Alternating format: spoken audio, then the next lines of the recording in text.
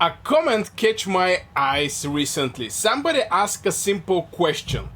Can I run infantry and cavalry by KvK1 as a free-to-play player?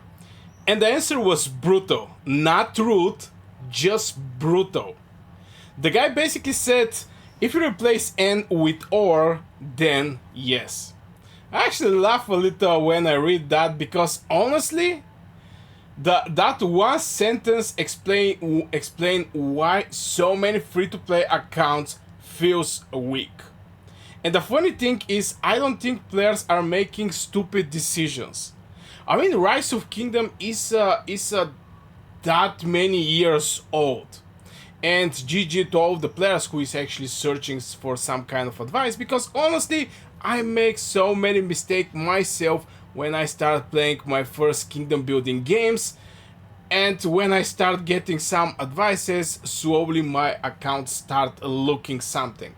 But I was thinking I was not making stupid decisions, and clearly some of the decisions aren't stupid.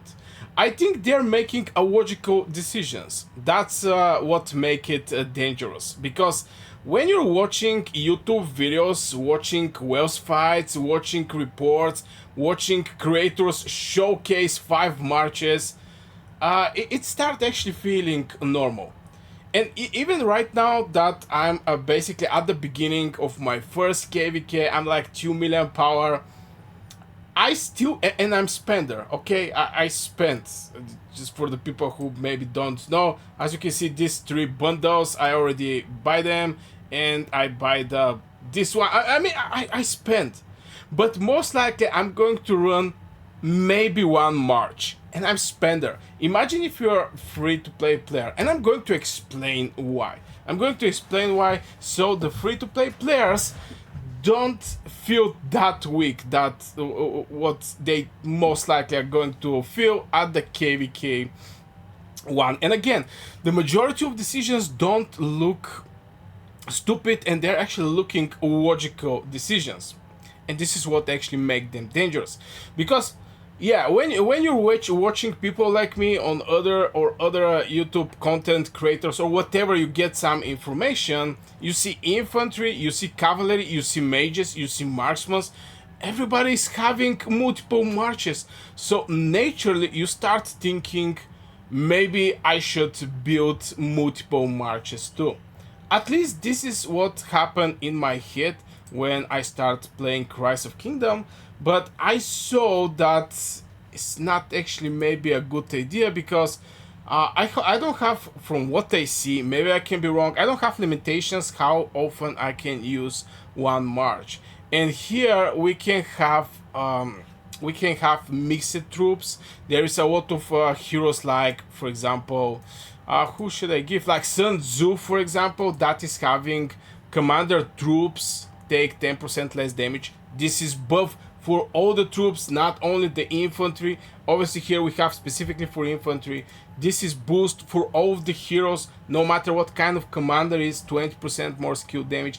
I mean, what I'm trying to say is you see very solid heroes. And obviously the people are going to ask this question, should I actually run cavalry? Because you're having Minamoto, you're having Cao Cao, and you're having Sun Tzu that you can easily pair with Charles Martel. Now Charles Martel is also free to play. Okay, maybe if we put Minamoto aside, if we get Cao Cao with which hero I was thinking, not Usman, this one, yeah, Byburst. Now this bad boy is also a very solid one, but you start thinking maybe I should run 2 marches. Now where is the problem here? Where is the problem here? I'm going to explain you in this video, but naturally you start thinking maybe I should build multiple marches, and this is absolutely normal. And that's exactly what I used to think. I remember looking at my account and feels uncomfortable putting everything into one march. It feels wrong, it feels risky, it feels like I was missing out. Because if you go with 2 marches, you're going to get more kill points, okay? You're playing, when you go with 2 marches, you know, you're like speed up your play by 2. But this is actually a problem, and especially of the fear of the missing out because you're not present with more legions is huge. So now, not just in Rise of Kingdom, in life too.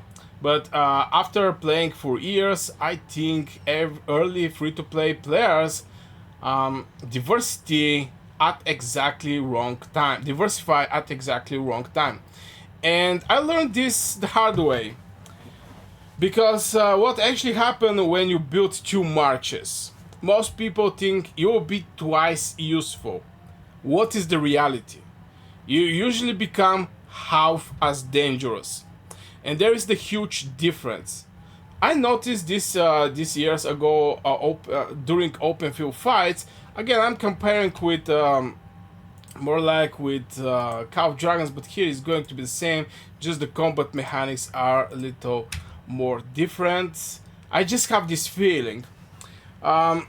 So yeah, I noticed this over the years during the open field fights, there was always that one player, not a whale, not even a spender, but somehow every report looked disgusting. You hit him, bad trade. You hit him again, bad trade. You check his account, nothing special. Then you look deeper and suddenly you realize something. This guy didn't split his resources. Everything went into one march. Everything. Commander sculptures, gear, Taiwan's investments, basically everything go in one commander. And I think this is basically the huge advantage that you can have by focusing over one hero, just because you're going to first of all expertise or awake this hero. You can focus over the gear for this legion and make this gear all the pieces, for example. I mean, there is just so many things you can invest in one march, make this march very solid, very strong, and start getting some good trades. This is at the end of the day. And because of that, his one march feels impossible to kill. Meanwhile, everybody else had 2 or 3 okay marches, and honestly, I was one of those people. I was having 2-3 marches, and yeah, I thought having more marches automatically mean more value, and to some extent it is, because there is more troops present on the battlefield. But from for your personal development and personal results, it just it just feel weaker. And this is just because the weak marches don't magically become useful because you have more of them. A weak march is still a weak march. Actually, it become even worse because now you're feeding kills with 2 marches instead of 1. And that's where I think the community accidentally creates confusion, because players copy outcomes instead of copying the progress. They see a whales running 4 marches. What they don't see is thousands of sculptures, the gear, everything, the investment behind those marches, the copy of the final result. So basically, and this is the thing with the Rise of Kingdom and many other games that are like Rise of Kingdom, is you're seeing the whale. Now whale is having so much power. You know, I'm having like 2 million power, brother. Look at this thing.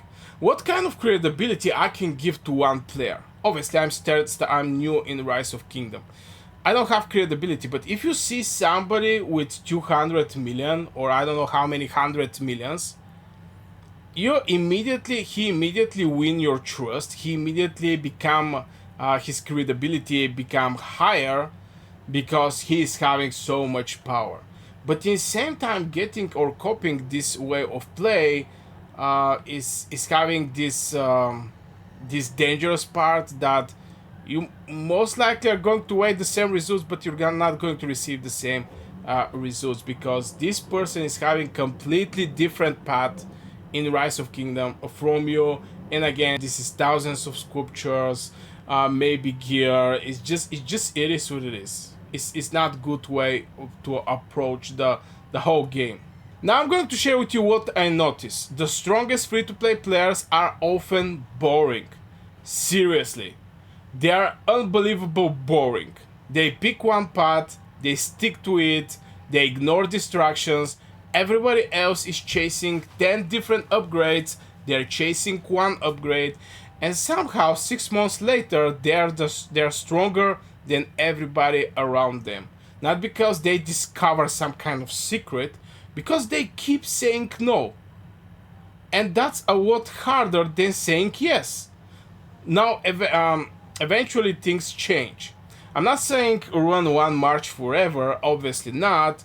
At some point you need multiple marches. At some point account depths, some flexibility matter. I mean, you're not going to run just one march. But I think most players hit that point way later than they think. Much later. And that's where the mistakes actually happening. So I just wanted to give my 2 cents. And honestly, the more seasons I play, the more I think one scary strong march beats 2 average marches almost every time, especially for free to play. But maybe I'm wrong. I'm curious what you guys think, and let me know in the comments below. Do you focus everything into one march, or did you split your account early? So yeah guys, this will be for this video. I really hope you enjoyed. Don't forget to hit one like, also subscribe for more Rise of Kingdom videos. I wish you a great day and see you in the next video.